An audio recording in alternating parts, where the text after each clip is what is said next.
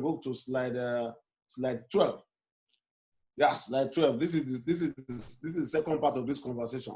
We'll finish with invisible forces. I mean, with satanic forces. Now, every state is formed by by an agreement among some people. The Nigerian state came to be in 1960 or in 1914. Now, that state, they call the nation state and all that, which too many political books will give you how they emerge. Sometimes they refer to them as the Leviathan. But essentially, that was by Thomas Hobbes. But essentially, people come together to form a state. And when the state is formed together, people's spirits are aggregated. And the state gains a life of its own. At the beginning, the state is like a baby. At the beginning, it can totter. Okay? You can still be controlling. But when it becomes mature, the state begins to control its own power. The state begins to now look after himself. The state begins to look for what they call self-survivor. It becomes difficult to, even those that formed, can no longer, take it out unless by all of them agree. But if they don't all agree, that's a problem. The state becomes a corporate spirit. And all of us, those of us who are working in companies, you can see Guarantee Trust Bank. There's nobody called Guarantee Trust Bank. Meanwhile, Guarantee Trust Bank, just like Nigeria you can sue Nigeria. Nigeria can sue you. You can, Nigeria can bless you. Nigeria can punish you. Yet there's no Mr. Nigeria. This is a corporate spirit.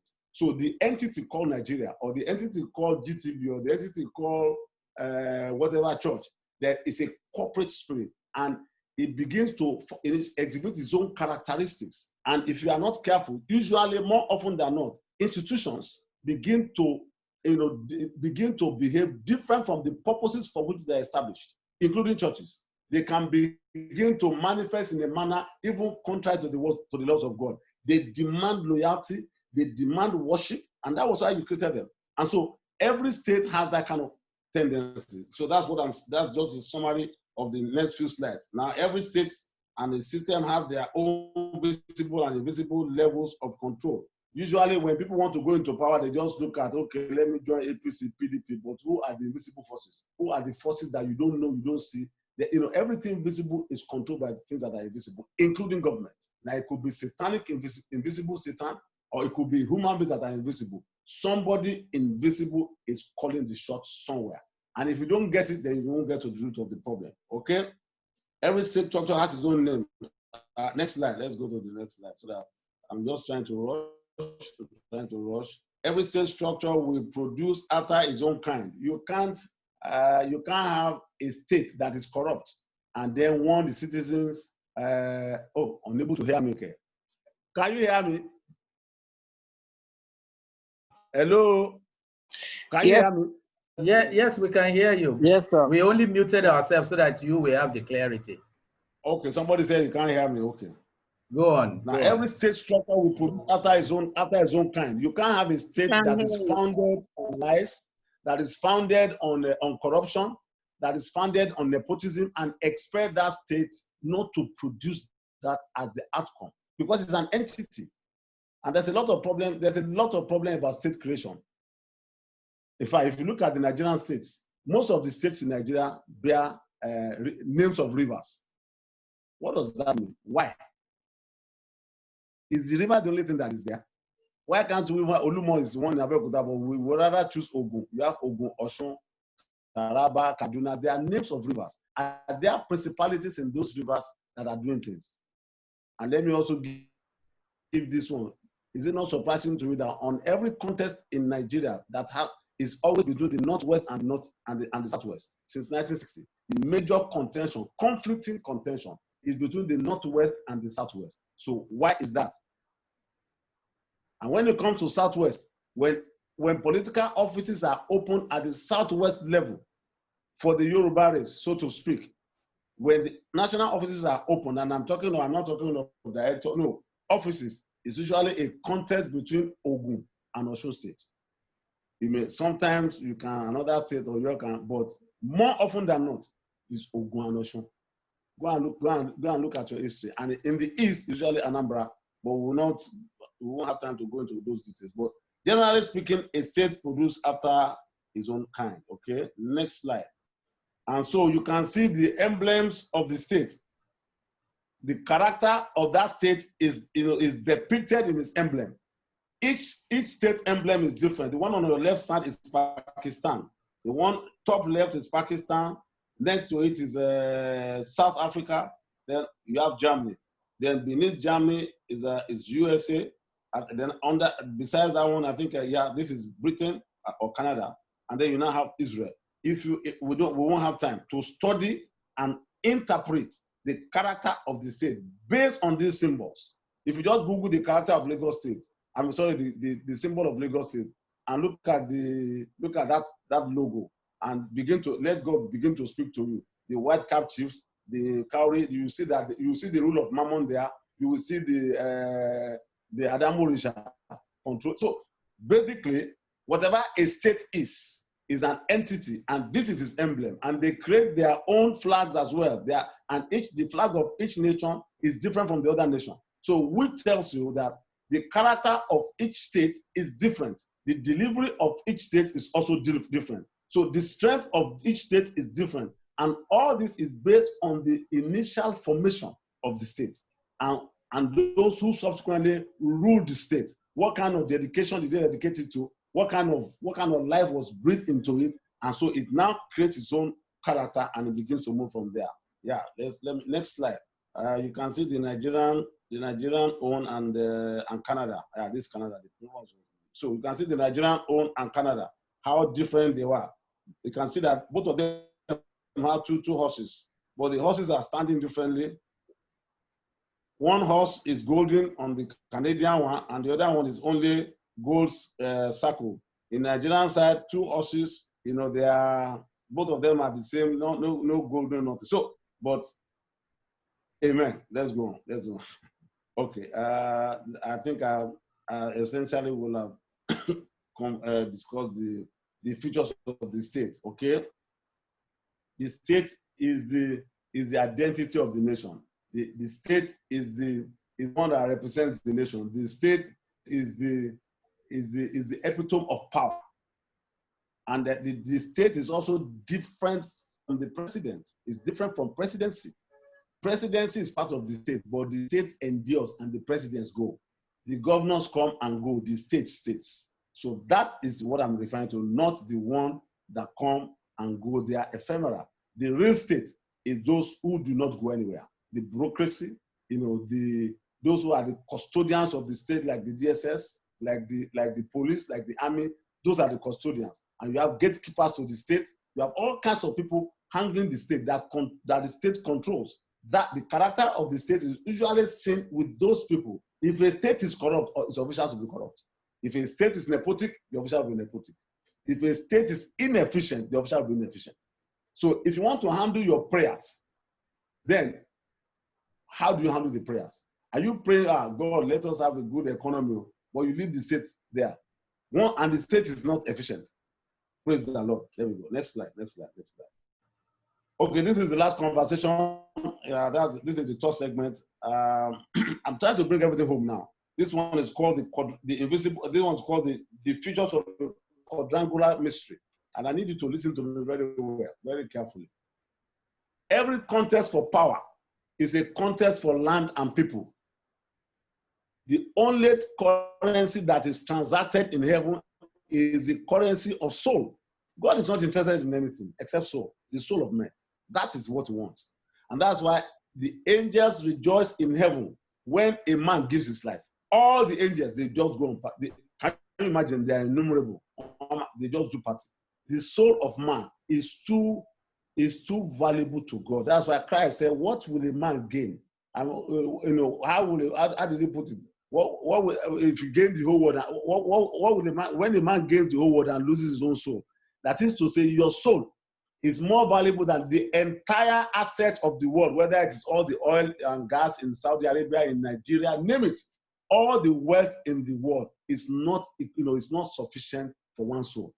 Soul is very, so Satan knows and God knows. So the contest for power is the contest for soul. So before Christ came, Satan had come to garrison the entire planet and to be in control of men. After Christ came, Christ usurped that authority and restored man to status quo ante.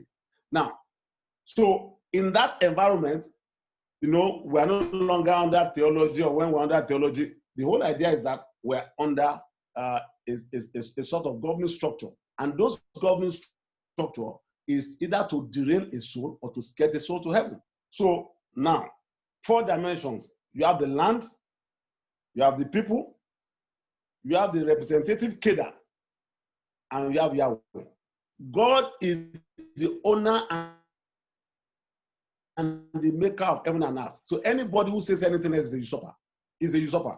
But Satan has come to usurp the land, and he has installed kings and installed all kinds of people around. So those ones take control of the environment. So when you want to go into governance, you want to go as a Christian, you must recognize how the forces are operating. If unregenerate men are in power, what are you expecting them to do? To make laws, that will be contaminous with the laws of God? No. Man himself, whether born again or not, he works, we're all work in progress. Thank God for the Holy Ghost that is inside of us. For those who don't have the Holy Spirit, they can't, Satan is in full control. And so when they go into government, what are you expecting? They don't even know otherwise. They obey their master, the devil. They may not know, because every spiritual entity is always looking for a human agent to operate to. Otherwise, they can't operate. They have to have a physical agent. So it is the unregenerate soul that is available, okay, for him to be used. And so the character of Satan is easily discerned. John 10:10a tells you upfront, the thief cometh to kill, to steal, and to destroy. I don't need to tell you that what is going on in Kaduna is a satanic induced program. There's no question in my mind about that. Anybody that is taking the lives of people, he may not even know that he's working for Satan, but definitely it's satanic. Some people are collecting blood in the spirit realm. They just go and kill people. So anywhere you find destruction, those are the handwriting of Satan. Anywhere you find stealing, those are the handwriting of Satan. The kind of looting that is going on in this nation, you don't need to, it's ascendancy of evil. It's ascendancy of evil. So going into governance, you have to go with the mindset that you are going as a missionary. You have to go with the mindset that you are going to, to represent Christ. You have to go with the mindset that you are going so that people can know your God. You are supposed to go with a counterculture and not become a subculture. Because once you become a subculture, you have already compromised Christ ab initio, and you probably won't survive it. So these invisible forces that control men and also control structures and institutions. And so you see them making laws, especially here, especially in the third world.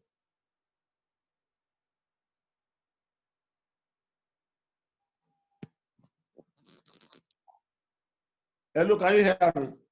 Yes, we can hear you. You're still on. You are back on. Okay. Yeah, okay. Especially, something just happened to the battery, so I needed to. I don't understand this. Anyway, so the point about is, so we are contesting with the, with the devil. We are contesting with our representatives, and we are trying to save the souls of men. Governance is about salvation. It's about saving the souls of men. It's about bringing good governance to the people, whether they're even born again or not. God cares about the poor, about the weak, about the widow, about the vulnerable. It doesn't have to. They don't even have to believe in Christ. But if you are in government, your assignment is to look after those that are vulnerable. So our job is to, work the work of God while we go into government and realize that those structures are under the influence of Satan. This slide that has a diagram. I just show you a diagram and then we close the game. I just show you a diagram. Yeah, you can see on top of the diagram there's a satanic host, and you can take that as the devil. Okay. After that, you have the demon spirit being called the prince, that the prince of Persia, and he has 2 legs. He's controlling the hidden gods of any nation. And in Nigeria, you have too many hidden gods. Yemoja, Ogun, all kinds of fun, Amadioha, So, and then he also controls the structural powers, the principalities and power. And underneath those 2, you have the local heads or kings Because every hidden god, or every god installed the king. There's no king that is installed without a god behind it. Even David or Saul was installed by Samuel under the instruction of Yahweh. So, and the hidden gods have their priests, and they have, they install the king. The king rules the people. In the Old Testament, the kings defend the people. They go to war. They ensure that the people in the land obey their God in the Old Testament. In the New Testament, it's a different conversation. If you look at the right-hand side, the political heads and the institution, they also control people. So when you want to go into this, when you want to go into government, you must recognize these invisible forces and the physical one. The kings are physical, the political heads are physical, and then by the time you get to the level of hidden gods and structural power, they become invisible. But they are the one who control what happens, and the life of people are under their domain. Next slide. Next slide. We have discussed that. Conclusion. The earlier we accept as Christians that we're in a state of continuous war, the better. Most of us think that this Christianity is just to come and be blessed. No, it's not true. You are actually in a state of war. That's why Timothy calls you a soldier. But we are the only soldier that is recruited that doesn't, that doesn't report in the barracks.